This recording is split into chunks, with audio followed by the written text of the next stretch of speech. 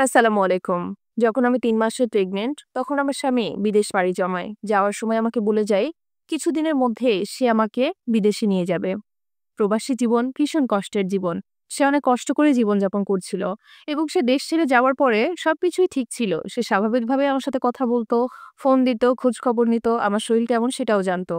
এর মধ্যে আমি আমার বাবার বাড়িতে যাইনি, আমার শ্বশুরবাড়িতেই থাকতাম। কারণ ১ম সন্তান, আমার শ্বশুর-শাশুড়ি, স্বামী সবাই চাইতো যেন আমার বাবার বাড়িতে না গিয়ে শ্বশুরবাড়িতেই থাকি। আমিও তাদেরকে ভীষণ সম্মান করতাম, ভালোবাসতাম। এই কারণে আমিও কখনো বলিনি যে বাবার বাড়িতে যাব। কিন্তু হঠাৎ করে এমন কিছু ঘটনা ঘটা শুরু করলো যেটা জেনে ভীষণ পরিমাণের অবাক হবেন। আমার স্বামী হঠাৎ করে ১ সপ্তাহ পর থেকে কোনো রকম যোগাযোগ করে না। মাঝে মধ্যে ফোন দেয়, মাঝে মধ্যে ফোন দেয় না। তাকে জিজ্ঞেস করলে বলে বিভিন্ন কাজে ভীষণ ব্যস্ত সে। এই বিষয় নিয়ে আমার শ্বশুর-শাশুড়ির সাথে কথা বলি। তারা বলে প্রবাসে অনেক কাজ, অনেক ব্যস্ত। এই কারণে হয়তো সবসময় তোমার খোঁজ খবর নিতে পারে। দেখি সে আমার কোনো যোগাযোগই নেয় না। দিনের পর দিন তার ফোন বন্ধ তো বন্ধই। আমি অনেক টেনশনে পড়ে যাই। আমার শ্বশুর-শাশুড়িকে বলি, তারা সঠিক কোনো উত্তর দিতে পারে না। আমি তো ভীষণ টেনশন করি যে তার আসলে কি হলো? সে কি বেঁচে আছে নাকি মরে গিয়েছে? কেউ আমাকে কোনো কিছু বলেও না। এরকমভাবে টেনশন করতে, করতে কোন দিক দিয়ে যে ৭ টা মাস চলে গেল বুঝতেও পারলাম না। আমার সন্তান জন্মগ্রহণের সময় চলে আসলো। এর মধ্যেও সে একটিবারের জন্য আমার সাথে যোগাযোগ করেনি। আমি আমার শ্বশুরবাড়ি থেকে কোথাও যাইওনি। ওইখানেই ছিলাম। ওইখানে আমার কন্যা সন্তানের জন্ম হয়। আমি ভেবেছিলাম সন্তান জন্মের খবর পেয়ে হয়তোবা সে আমার খোঁজ খবর নিবে, আমাকে ফোন করবে। কিন্তু কই? সে আমাকে ফোনও করে না, কোনো খোঁজ খবরও নেয় না। এর মধ্যে আমার শ্বশুর-শাশুড়ি অনেকবার চেয়েছে আমি যেন তাদের বাড়ি ছেড়ে চলে যাই। কারণ তাদের সন্তান আমার খোঁজ নেয় না। এ কারণে আমার ওই বাড়িতে আর কোনো অধিকার নেই। কিন্তু আমি ওই বাড়ি ছেড়ে একদমই যেতে চাই না। আমার বাবা অনেকবার এসেছে আমাকে নিয়ে যেতে। কিন্তু আমি বলেছি, "না, আমি এই বাড়ি ছেড়ে কোথাও যাব না।" এর মধ্যে আমার মেয়ে হাঁটা শিখে গেল, বসা শিখলো, কথা বলা শিখলো। সবকিছুই আমি উপভোগ করছিলাম। প্রতিটা মুহূর্তই ভিডিও করে রাখতাম যে ওর বাবা যখন হয়তো আমার সাথে কথা বলবে তাকে সবকিছু বলব। কি কারণে সে এত অভিমান করে রেখেছে যে আমাকে একটিবারের জন্য তার রাগের কথা বলার জন্য ফোনটা দিতে পারে না। এরকমভাবে কোন দিক দিয়ে যে ৩ টা বছর চলে গেল বুঝতে পারলাম না। আমার মেয়ে দিনকে দিন বড় হতে শুরু করলো। ৪ বছর যখন তার বয়স তখন চিন্তা করলাম তাকে একটা স্কুলে ভর্তি করাবো। আমার বাবা তখন আমাকে নিতে আসলেন যে, "দেখ মা, সে তোর কোনো খোঁজ নেয় না। তোর শ্বশুর-শাশুড়ি তোকে দেখতে পারে না। তুই এই সন্তানটা নিয়ে কিভাবে এ বাড়িতে থাকবি?" আমি তাকে বললাম, "বাবা, আমি এই বাড়ি ছেড়ে কোত্থাও যাব না।" তখন আমার বাবা আমার শ্বশুর-শাশুড়িকে বলে গেল, "আমার মেয়ে এবং নাতনির জানি কোনো অসুবিধা না হয়, তার যত খরচ লাগে সবকিছু আমি দিব।" আমার বাবা-মা সবাই আমার খরচ বহন করতেন।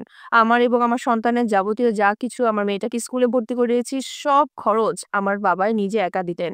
এর মধ্যেও তার কোনো খোঁজখবর নেই। আমি সবসময় তার বন্ধুদের সাথে যোগাযোগ রাখতাম। তাদের সাথে কথা হয় কিনা, তাদেরকে কোনো কিছু বলেছে কিনা, সে কি এমন কারণে এত রাগান্বিত হয়েছে আমার উপরে। কেউ কোনো কিছু বলতে পারে না। এর মধ্যে দীর্ঘ ১০ টি বছর কেটে যায়।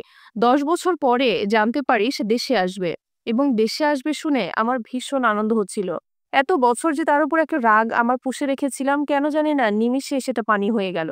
কিন্তু জানেন কি জানতে পারলাম? সে দেশে আসছে তার বউ বাচ্চার সঙ্গে নিয়ে। আসলে তার বাবা-মা, বন্ধু-বান্ধব সবাই জানতো। সে আমাকে বিদেশ নিয়ে যাবে বলে আমার কাছ থেকে একটা সিগনেচার নিয়েছিল। সেটাই মূলত ছিল তার ২য় বিয়ের সব প্রসেসিং এর কাগজপত্র। সেখানে আমার সই নেওয়া হয়েছিল যাতে এইখানে আমার কোনো দ্বিমত না থাকে। সে একটিবারের জন্য আমাকে জানায়ওনি বা তার বাবা-মাও আমাকে কখনো এই গল্পটা শোনার পরে আমার মাথায় আকাশ ভেঙে পড়ল। আমি আমার সন্তানকে কি উত্তর দিব? তার বাবা এতটা খারাপ? একজন বাবা এত খারাপ হতে পারে বলেন? যখন শুনলাম যে সে বউ বাচ্চা নিয়ে আসছে, আমি আর ১ মিনিটের জন্যও এখানে থাকলাম না। আমি আমার মেয়েটাকে সঙ্গে নিয়ে আমার বাবার বাড়িতে চলে আসলাম।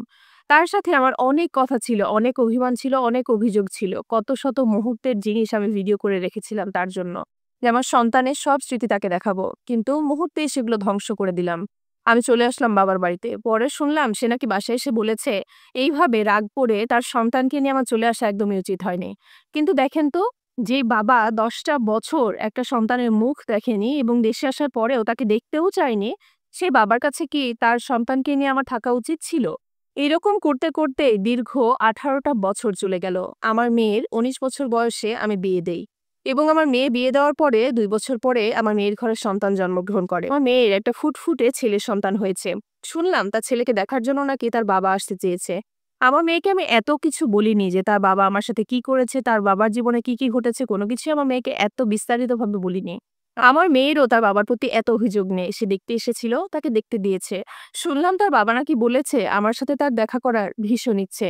সে আমার সাথে অনেক কথাই বলতে চায়। তার অনেক কথা জমা রয়েছে। কিন্তু বিশ্বাস করেন ওই বেইমান পুরুষের সাথে আমি কোনো কথা বলতে চাই না। আসলে এখন নাকি তার ওই যে প্রবাস জীবনে যে বউ সন্তান ছিল তারা খোঁজ খবর নেয় না।